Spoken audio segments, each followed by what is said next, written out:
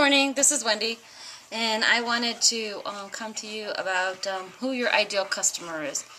I took the last few days off trying to kind of do some soul searching, kind of go over some ideas in my head about what my ideal client is, and I really felt like I was just kind of not like targeting my marketing. So I wanted to really sit down and go back over some of the fundamentals of what we need to do as entrepreneurs, as business owners, as people who are trying to grow our business or start a business. And I wanted to sit down and just really kind of focus on what my ideal client is. And so I had this training that I listened to a while back by John Assaraf, and it's all about who your ideal client is. And it's very important to decide and distinguish who your ideal client is, your ideal customer.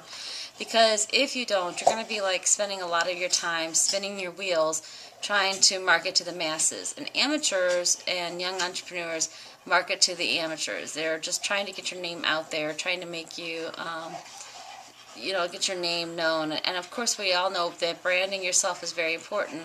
But it's also important to make sure that you have exactly in your mind who you're trying to market to.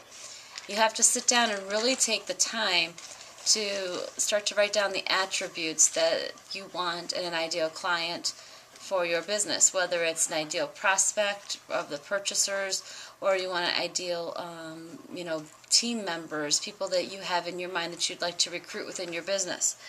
A lot of people don't think that they have the time to really go out and do an ideal client profile, which is really kind of foolish, because if you don't do an ideal client profile, then you will be wasting your time and money, and we only have so much money and so much time for marketing and for and doing these kind of things. So you want to make sure that you take the time, about an hour every week, and really sit down and try to work on what your ideal what they're buying, who they're shopping, where they're shopping. You got to look at both their demographic and their psychological profile. You want to make sure that you're like attracting both ways of what you want. And if you really think about it, it's really about the law of attraction. You attract what you want. So what you want to do is to really sit down and write down what you want. What is it you want in that client, in your ideal client? And when you sit down, think about the demographics and what they're thinking, what they're buying. Those things will really help you to be able to create marketing that will target those people specifically for your business. So if you're not taking the time and building this, then you're really robbing your business of precious income. And a lot of people think, again, too, is that if they only market to certain people, they're not going to get enough people. And that's not true. You'd be surprised if you sit down and market to those targeted people, you will get more than enough work, because those people will be exactly what you need. They'll provide you the kind of income that you want. So it's very important to be very, very, very specific about what you want. And it's like if you aim at nothing, you'll get nothing. But if you aim at something very specific, you'll get it.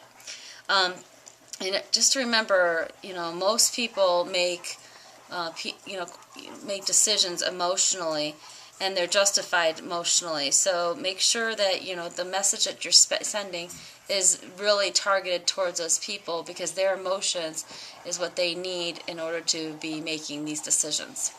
So I'll be bringing some more information about how to decide, to start to deduct what your ideal client profile is, or your ideal client is. And I'll be starting to put those questions together, and I'll present those in another video on another day. So I hope you have a great day, and I will talk to you soon, and thanks a lot. Bye-bye.